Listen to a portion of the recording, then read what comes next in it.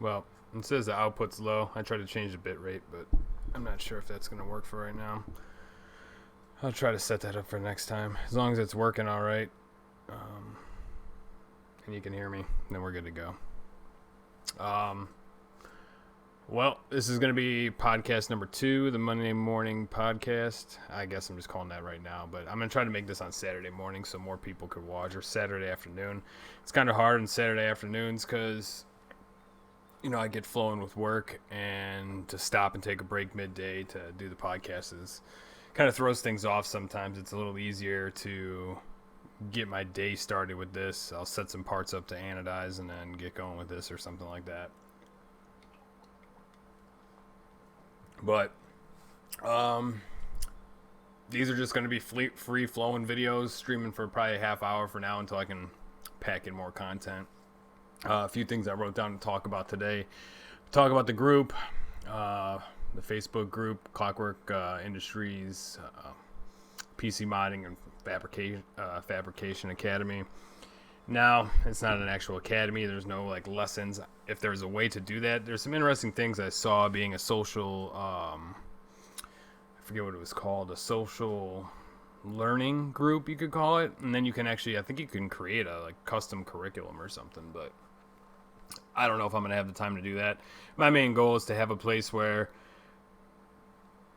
coming into my second thing I wanted to talk about, placing custom orders through my site. When people come to me and say, I need to have this made, and they don't have they don't have measurements, they send me basically a picture of an empty case and say, I need something that goes here.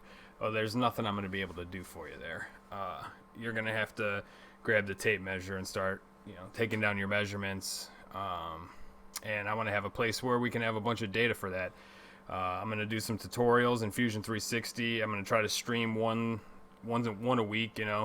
Right now I have 3 custom orders that just came in, so one of them I'm for sure going to be streaming a tutorial on how to design a light box, and it'll be a good one because it actually is going to be a light box where I'm going to have to dodge around parts. Like, he has a couple pumps on the one light box. These are both going to go behind a reservoir, a reservoir and a manifold, so both of them have fittings to dodge around, and the one has pumps to dodge around. So it'll be an interesting one, and I'll live stream that. And matter of fact, I wanted to share this live stream into the Facebook group. But yeah, either way, hang on one second.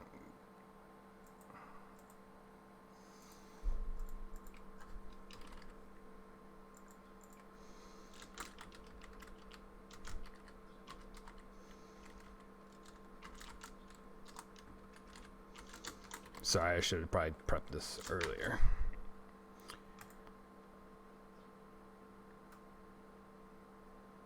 All right.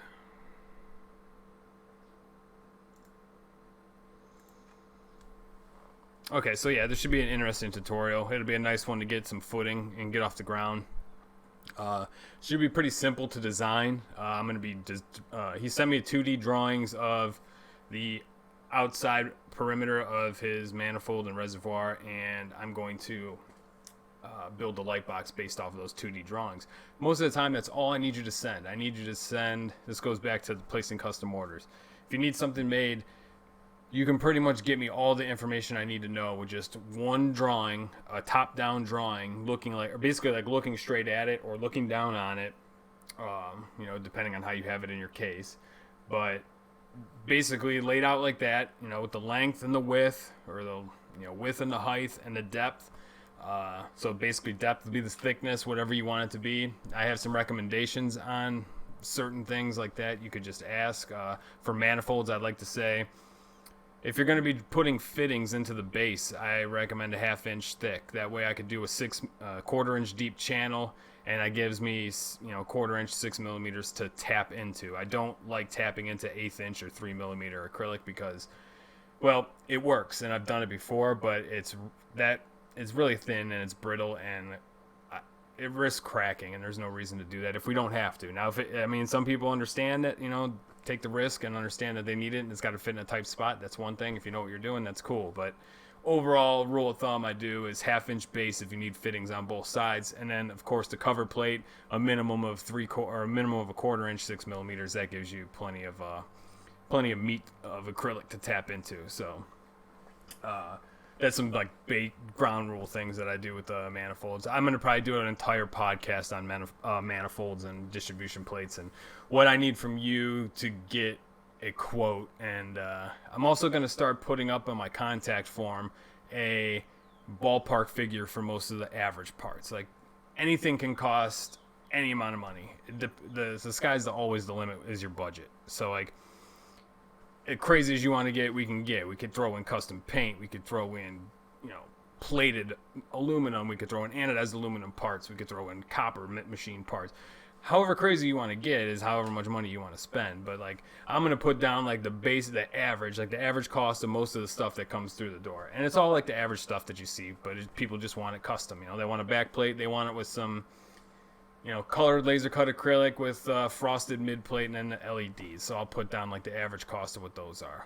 The average cost of the manifolds vary greatly. They can be anywhere from $150 all the way up to $700 or $1,000 if you really wanted to get nuts and have like 6 layers on it and touching channels and 90-degree bends or 90-degree attachments and all kinds of stuff. So, I mean, the sky's the limit when it comes to basic. The only limit is the budget. So, but I want to put down the average cost because that's what a lot of people ask, and a lot of people all want the same average size and average kind of layout of a manifold.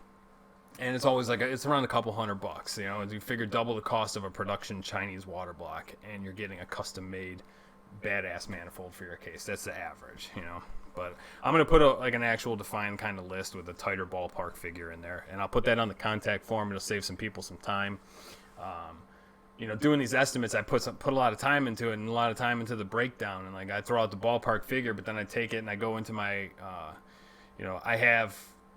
since I've been doing this for like 3 or 4 years now, and in PayPal, it lets you, when you have the business account, you basically can add all the things you add into your invoices. You could save them over time. So I have for every kind of product that I make, for most custom products at least, I have a breakdown of like what it's going to be. I have the acrylic stock. I have 3D design and data extraction. I have CNC cam programming. I have CNC machine setup, CNC runtime, CNC cleanup, then assembly and assembly hardware. I'll also add on their custom tooling if we need a form tool to do something unique. That'll get thrown on there. And then I break it down from there. So how long is it going to take me to take your sketch, turn it in a 3D model, and I call it data extraction because I'm creating that 3D model so I can get all the parameters out of it for the next step, which is CNC cam programming. And then I figure out, okay, how long is it going to take me to 3D model this manifold? And I've gotten way faster over time, and like I kind of have a basis of how much I want for a product. So when I first started, my labor rate might have been like $15-20 an hour. And then as I got faster, I kind of just manipulated my labor rate for exactly how long for how much the product I feel is worth. And then as I got faster and better, my labor rate went up, but my times went down. So something that used to take me 2 hours to do at $20 an hour now takes me 30 minutes to do at $60 an hour, basically. And that's going to change and, go as I get more machines. I obviously can't charge the same as I do on a Datron that I do on my CNC router that I got.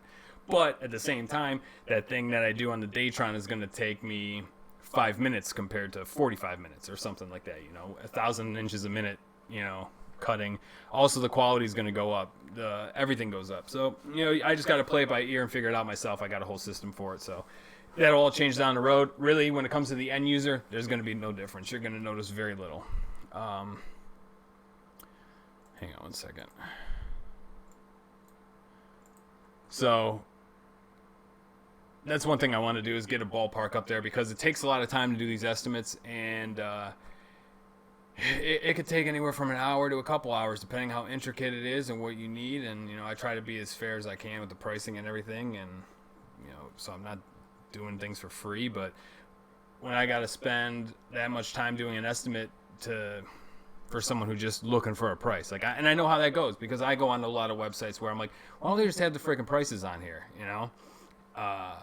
even with Daytron or other CNC machines, I'm like, I know your machine is $90,000. I know it's $150,000.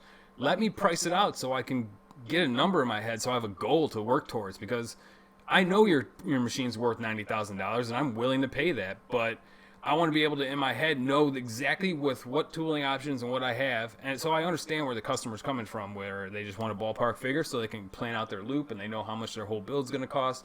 And you want to know that like a month or two ahead of time. So that's why I'm just going to put up the ballparks. At least if that, I'd be content with that, at least on other, things that I'm trying to look for in purchasing. So that's what I'm going to do for now. And then when you're actually, serious about, okay, I want this manifold, I understand they cost this much, I'm ready to purchase, then I'll break down the in-depth, figures for you. But at least I can give you like the ballpark numbers for these certain things so you can kind of get an idea. A lot of people ask me how much it costs to do those NZXT panel cutouts. I'll put that on there. Back plates, LED lit, all that stuff. And then I'll kind of I'll do my best to add in options or see what, get as accurate representations as possible on there. But I think that'll save a lot of questions and emails, and it'll help people kind of do their window shopping and planning and things like that without having to send off an email, because I know it's annoying for me too. I don't want to have to send out an email just to find out how much something costs, but really with custom, I get irritated about that when it's products. It'd be like if I had my whole store, but I didn't put any prices, and you had to contact me to get a price for every single thing. You'd never freaking buy anything. So I disagree with that entirely. Like, stand behind your product, stand behind the price. Don't play games. Just put it out there, I mean, I don't know. Some people like to be sneaky with their sales and all these old tactics and stuff, and it's just, people want to see the price and they want to buy it. If it's too expensive, maybe they'll ask why, but hopefully if it's expensive, it's because your quality is good, and you just got to stand behind your product. So anyway, that's the upcoming plans. And then I talked about the Fusion tutorials. I'm going to go touch back on the group a little bit. So the group, there's a million Facebook groups. There's especially a million Facebook groups about computer modding. I wasn't ever going to do a group, I was just sick of people making up groups because they, want a little EP and they want to be an admin or something. And I'm just like, I'm over it. There's 500 groups because everybody wants to play admin and they want to have their little group. And I don't even really care about that. I literally just made it because Facebook was recommending it, and I saw a lot of interesting articles on having a group that helps with running your business. And it'll be a good place, for people to collaborate, share their products using my products, or share their projects using my products, and ask questions. And I decided on the academy style because, for one, I don't need any people in there. Well, I want it to be a place for people to learn. I want it to be a place where I could say, someone contacts me and they want something custom done. I could say, hey, go check out the group. I have files loaded, and I think I'm going to change the file thing a little bit too. I'm going to make a doc that's going to have links, and I'm going to put some dedicated, having a Google business account, you get unlimited Google Drive space. So I'm going to put a dedicated section and copy over all my templates to specific links, so I could put it as a Google Doc and have the links to my Google Drive in there instead of loading it up with individual files, because I don't see anywhere in there where you can add folders or anything and kind of organize everything, and I don't want to have a million files in there, because I want to have templates for a variety of different things. So I'll create a Google Doc and I'll say, this is for computer modding, this is for raw materials for aluminum extrusion. I want to add up a bunch of templates I have for that I got from 80/20. So if people want to start designing their own little CNC machines and stuff like that, they have resources there too. That's why I want this group to be a place to go for resources, where you can go and you can learn, you can ask questions, and you can. I hopefully want someone who has no idea how to create a 2D sketch for me to fabricate, to be able to go there, take a look at the files, see the tutorials. I plan on doing tutorials and how I'm going to show people how to make a sketch and what they need to do. I'll put, actually, this will probably be more of a video, a how-to video, than a live stream, a live tutorial. I'll put together a video on how to measure it. I'll even put in there how to read a tape measure, because unfortunately, I don't know if it's even taught in schools anymore, but there's a lot of people that come across it aren't comfortable enough using a tape measure, and that's not even cool. You should be able to use a tape measure. You should be able to understand what's on there, especially a metric tape measure. And I could take measurements in any kind, because metric or imperial, because Fusion, as soon as you type in what it is, you type in 100 millimeters. If your document is an imperial, it'll auto convert it. I can actually go, this measurement is, I could basically make equations. Like I say, it's 2 millimeters times 1 inch, or 2 millimeters times 5/8 of an inch, and it'll multiply that together and put in the actual data for me. So I mean, it's very versatile, so I don't have to worry about that. And everybody should be able to read a metric ruler. You're literally counting dashes. That's it. So, but I'm gonna do I'm gonna try to do an in-depth kind of thing like that. Most likely, I'm gonna base a lot of this around the manifold, because that's like one of the more common ones that people want custom, and that people don't know where to start, and they don't know. They don't even know how to get me a 2D sketch or get the measurements properly. Because there's a few critical things when it comes to that. You want to I need the outer dimensions, the thickness, and then where the fittings are. From there, I could do the rest. I have my own recipes for O-rings and channel width and channel depth. There's just those couple things that I wanted to point out about, the certain thicknesses and everything. But everything else, I have my own recipes that are good to go, and I can implement that. So you just got to get me, the outside dimensions, and then where you want the fittings, and you should be able to measure a fitting from the left and top, and then this fitting from the right and from the top, and from this fitting from the left and from the bottom. Whatever the closest edges are to where the fitting is, give me those measurements. Then, if you do have specific channel routes, connect the dots or draw a rough estimate of what you want it to look like, and I'll make it as close to that as possible. I just can't take a blank picture of your case and pull manifold out of thin air and stuff it in there. That will never happen, and it's way too much work on my end to do all that, and it's not worth it. I don't have the time to do that anymore. I don't have the time to invest in any kind of concept design for anybody. I need to. If you need something custom made, you got to come to me with your plan of attack and what you want done, and as well documented and well detailed as possible. And then we can make it happen, and the turnaround time will be quick. I try to have a turnaround time of within a week. Like, if we can get the invoice sorted over the weekend and paid, hopefully by the end of that week I can get it out. Getting over all this health stuff, that made it a lot harder. Especially with these long-running production projects.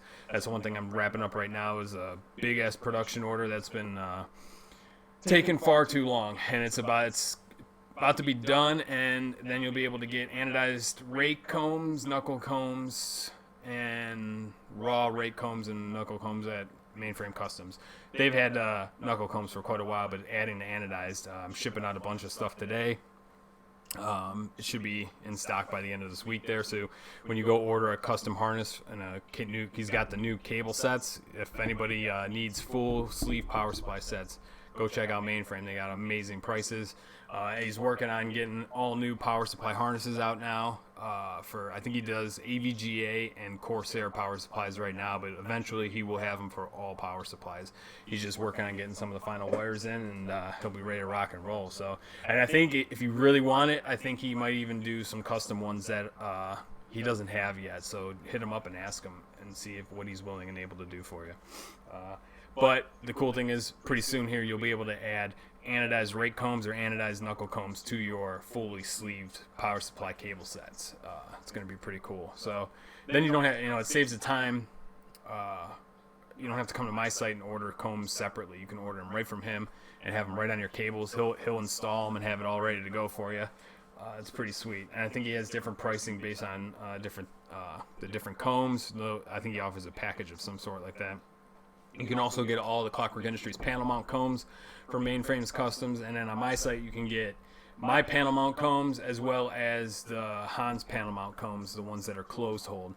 They're for a little bit more experienced sleevers, power supply sleevers, because you have to either tear apart your cable harness or use them as you're building. Once they're applied to the case, you can't tell the difference, because from the top-down view, it's a comb locking your panels in. You really can't tell that mine are pushing it against the panel, and they're all nice and tight and organized on the back of the case. So it just basically comes down to whatever you're willing to do. If you feel like taking apart your cables, it really works the best if you have a kit like from David Mainframe of a full sleeve kit, because if you have an extensions are made straight. So if you have a full kit, you have some wiggle room where you can tuck some of the slack down in the bottom, and it makes it easier, because when you do those curves and stuff using the panel mount combs, you know, unless you curve back and forth and make even, you know, radius, one half of your cables is going to be longer than the other half based on the turn that you made. But I would recommend some full cables for that, or like use your regular power supply cables and then the panel mount comb right on the back side of your motherboard tray before you go through the holes. Keeps it nice and straight going in and then wrapping around.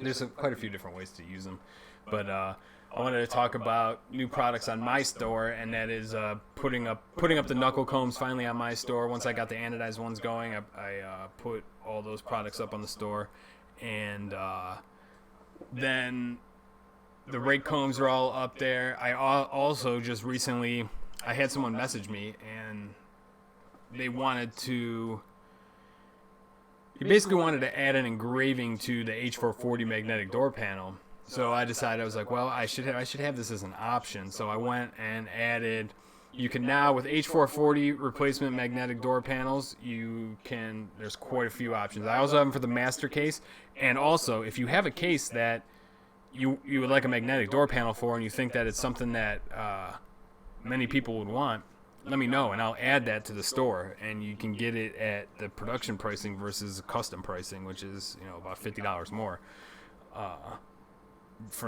Nowadays it's not that much more now that I have a bunch of the basics laid out, but to do it and make the trim, all the trim is mitered with the laser cutter, so it all meets up like perfectly. So I have to redraw each trim piece individually if the size of the outer, you know, the outer edges of the part changes, then I have to redraw the trim. But anyway, that's here and there. So on the site, you can now choose light or dark tint on the windows, or no tint, crystal clear if you want. You can also, you get to choose the thickness of the trim, 16 millimeter or 24 millimeter, or 25 millimeter, I'm sorry. So basically 1 inch or about a little over ½ inch. I did the 16 millimeter because it's just enough to cover the metal of your door panel, and it gives you the, you know, widest open view on your case. The two tints, dark and light, and then now the new options are to add an engraving or an emblem.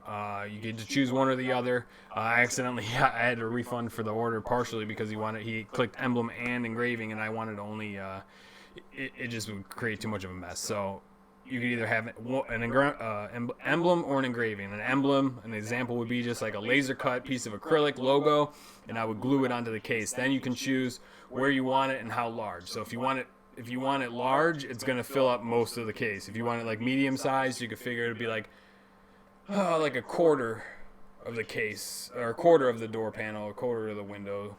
If you wanted it small, it would be like maybe like, I don't even know what that'd be, like a third of the window. So like a third, half, full, you know, something like that.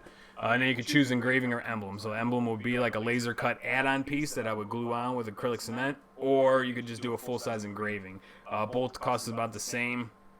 They actually do cost the same, and they're both about equally as time-consuming to do. The laser, I kind of just base it off the engraving. You're probably getting more bang for your buck with the emblem, but I feel like engravings are probably going to be more of what people want anyhow on their window, because it allows you to still see through a little bit. It's less obstructive. But like a cool emblem down in the corner on the bottom right of your window or something would be nice. Or like up and down the whole side, like on the H440, you still have that area on the side. If you don't gut the shrouds, you still have a blocked off area of your case. That's why they only have partial windows on there. But if you cut that out, it opens up your whole case. Or you can add an emblem down the side of that, or an engraving down the side of that, and have a full window showing the engraving and then your other stuff. So there's a lot of different combinations and options you can do. But I thought that was a cool idea, and I've already had a couple people ask about it, and a couple orders come in for that like right away as soon as I put those options up. So it's pretty cool. And thank you guys for those orders. I really appreciate it. And what else do I want to talk about? Upcoming products. There's a couple things I'm going to be doing. I'm not sure if I'm going to get around to doing it. It depends how things kind of go here. This big ass production order, I'm finally wrapping it up, and that's going to alleviate a lot of free time. There was an NDA build I've done over the last few months, and that was another thing that was taking up a ton of my time, and I couldn't really share any of the progress, and hopefully I can share something on that soon. But after this order's done, it's going to give me a lot of wide open time, and I'm going to be most likely lowering the price of the Celeritia reservoirs, and I'm also going to be coming out with a second revision. The second revision is going to have an embedded pump. There'll be two models for a DDC or a D5 pump. The pump will be on the front face, so basically, like if you have a 120, the pump will take up the bottom right corner. It won't be a massive reservoir chamber, but it'll be all embedded in one. If you I started the design for this when I made the first one. I just never had the time to push out the second revision. So when I launch this revision, it's going to lower the cost of the Celeritia reservoirs. They're basically sold out, and I haven't. There's like a couple left, one or two left in each size, and that's about it. So thanks everybody who bought one of those. I really appreciate it. So I'm also planning on launching a all acrylic version that will be a little bit less than each version of the other ones. One of the main things I'm going to be doing is using, when a Tormach gets here, I'm almost pretty close to getting my everything sorted to have financing ready as soon as that thing releases. I'm getting it. Actually, if I can actually square up all my finances in the next month or two, instead of the next 3 months, 4 months when it comes out, because I think it's coming out. They said winter, so I'm not sure. Maybe November, late October, November it's coming out. If I can get everything sorted out in the next month or two, I might end up buying the Tormach M1100 and then buying the upgrade kit, the servos down the road, just because right now I need a machine that can just run nonstop without me babysitting it. And the Tormach M, the new footprint, the new work envelope can cut every one of my production parts, no problem, including my largest reservoirs. So I want to be able to shut the doors and walk away and have that thing run the whole tool path. These long tool paths, especially, I'm cutting full sheets of production parts like combs and things like that. Doing it in front of that CNC router, babysitting and stuff, without an aluminum table, the MDF gets warped. I got a lot of ways to go, but I'm also going to be using the Tormach to upgrade that CNC router, which will allow me to run my acrylic production parts faster with less babysitting, and in turn lowering the price of my reservoirs and launching the new variation.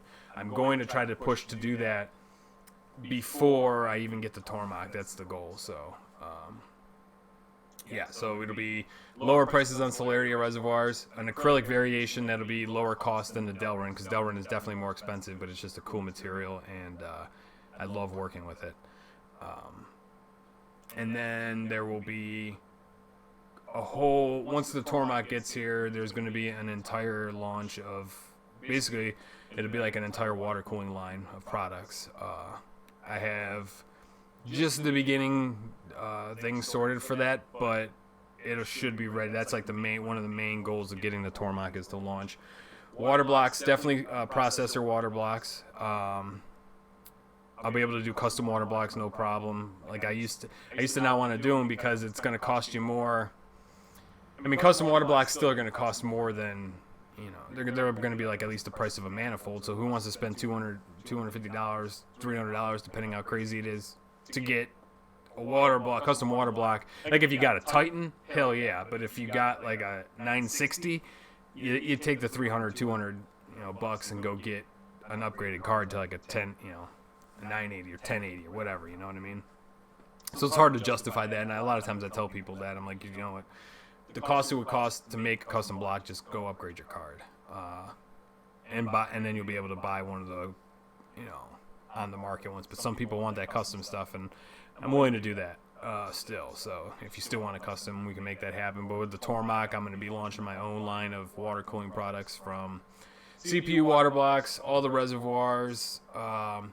I'm also looking into fourth axis to make fittings and stuff like that. So that's on my list of things to do, because I was going to get the automatic tool changer, but I think what I'm planning on doing is, like, with a lot of these production runs, if I cut a full sheet of my parts, I can let that thing run for an hour at a time. So I don't need the tool changer for every hour to do instant. Like, I could preset all my tools. I can't do that with the CNC router. You got to unclamp the tools, take it out. I'm working on making, and I'll probably use the Tormach to do this. I might even use my CNC router to do this to get going on it, but make brass stops for all my parts. But they make another like Datron has a really nice like version of it, but you know, maybe when they open their U.S. store, I'll get it. It's like a clamping tool where it's these brass expansion rings. You use a tool to open up the ring, and it locks down onto your end mill and sets the tool, so it's always in the same spot every time. So you use a tool setter to check the length, and then all I got to do, I don't have to Z out anything. Like, it's only really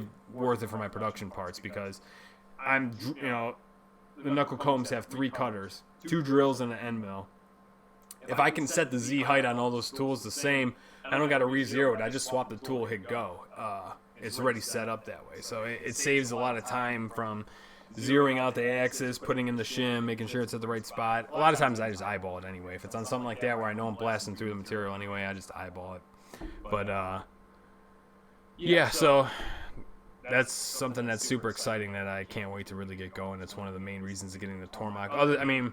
The Tormach is going to open up the doors to so much time for me. I spend so much time in front of that machine running these production parts, especially on these big-ass orders. You know, on orders through my web store, it's not that bad. I can knock them out in, an hour or so, a couple hours, depending on how many, things like that. But, like, these production orders are 8 hours, you're looking at frickin' 80 hours in front of the machine. To get all the things done. That could be 80 hours spent with the machine running while I'm here talking to you, and that's what I need. So that's going to be a critical jump in productivity here, and it's only a few months away, so I'm super excited about that. And that's when you're going to see a lot more products coming out and the store getting filled up. Oh, another new thing I wanted to touch on is hopefully at the end of August I should have a new website up and running. I'm going to be switching from Wix to WordPress. I figured out what I did wrong the last time I tried to do a WordPress site, and I'm really kicking myself for doing that. But yeah, I'm going to have a far more professional store. I found some really good themes that are going to allow me to still do and host almost how NYC CNC's website is set up right now. It's really good for hosting data as well as a store. That's why I always stay with Wix and other sites, because I wanted to have a portfolio. I wanted to be able to show my client work, and I wanted to be able to do it easy. I can get my pictures up to my Wix galleries in like minutes. I can have a new gallery up, like 5 minutes. I can have a new gallery up.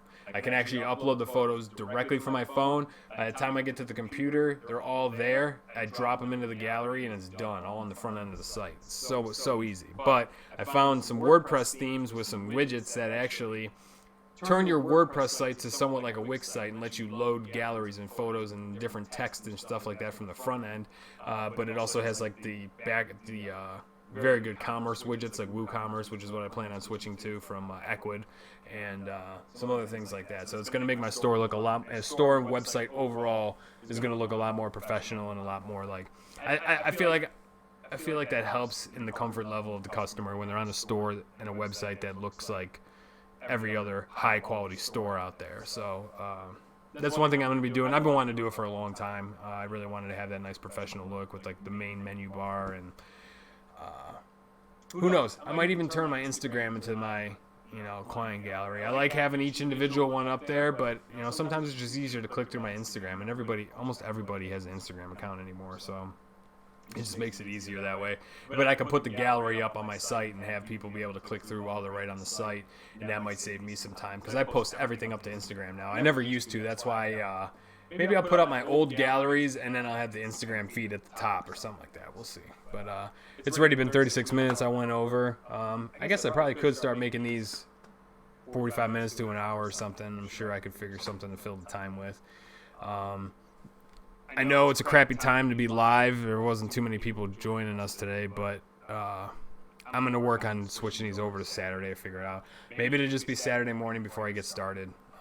That's the best way for me to do this because, like I said, to get going on stuff, I totally forget about it. Like this Saturday, I totally forgot about it. I was going to do it yesterday, totally forgot about it because I start working and then time gets away from me. So I guess that's going to wrap up Clockwerk Industries ModCast number 2. Thanks to all the support so far from everybody. Thanks to the support from the people that stopped into the shop tour the other day that I had live. And I'm going to say probably I'm going to do most of my materials today, but tomorrow expect a Fusion live stream tutorial. That'll be shared in the Clockwerk Industries Academy group. And I'm also going to work on that group a little bit each day to arrange those files and start preparing to be able to send people there. So when you need to get something made, I can send you to a database that's going to be able to help you get your sketch made. And yeah, so that's going to wrap up this one, guys. Thank you all for watching. Thanks for joining. Give it a thumbs up, like, and subscribe, please. I could use some love on YouTube. I really wanted to push consistency on YouTube. It's a very good medium for getting content out there, and it's just, you know, these live videos are going to make that a lot better for me because I'm going to be able to get out a couple a week. It's hard for me to sit down and spend 6-8 hours editing a cool video. I love doing it. Like, that's one of my favorite things to do is filming my own mods and these custom client jobs and then putting the videos up. That is one of my favorite things to do. So hopefully next year I'll be able to hire some machine runners who can run my production parts, and I could focus more on marketing and modding and advertising products using my own mods and stuff like that.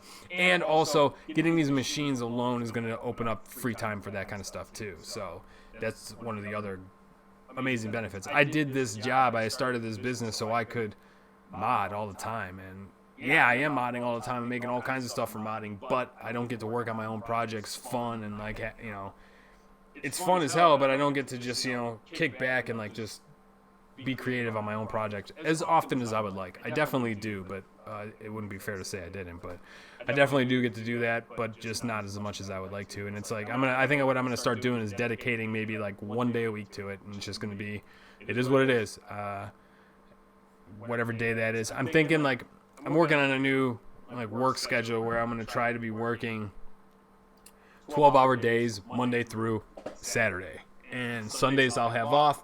And I think what I might do is Saturday will be my podcast day. It'll be my personal PC mod day, and then I get back to work Monday, giving myself those breaks. Monday morning was always my day. Like, I killed it on Mondays. I don't know why, you know, people hate Mondays, but I don't know. I never did. Even at full-time jobs working for somebody else, I did not hate Mondays. Mondays went by like that. You know, towards the end of my full-time work career, I love going to my job. I love working at Parker Hannafin. That was a great place to work. It was, you know, a tight-knit team of guys who really crushed it, and like everybody was ambitious and excited about what they were working on. So that kind of atmosphere is what I want to kind of emulate here in my shop, especially once I start bringing people on board. So I think that's probably starting this weekend. I'm going to be grinding hard this week to get this production order done, wrapped up, finalized, and working on some other things and clearing up the shop, cleaning up, reorganizing. It's a mess in here between the anodizing and just nonstop production. So during this week, look out for a Fusion tutorial for a light box that'll hopefully be tomorrow. There's also a custom reservoir that's possibly going to come through, so I'm with an embedded DDC pump. If that one comes through and we finalize that in the next day or so, I'll also be doing a tutorial for that. And I think that's it. So yeah, and then next Saturday is going to be my day to start the podcast and working on my own mod. I think I should be able to be caught up to that point by then. So thanks again, guys. The support's been amazing, and you guys are awesome. And I'll see you in the next video. Later, guys.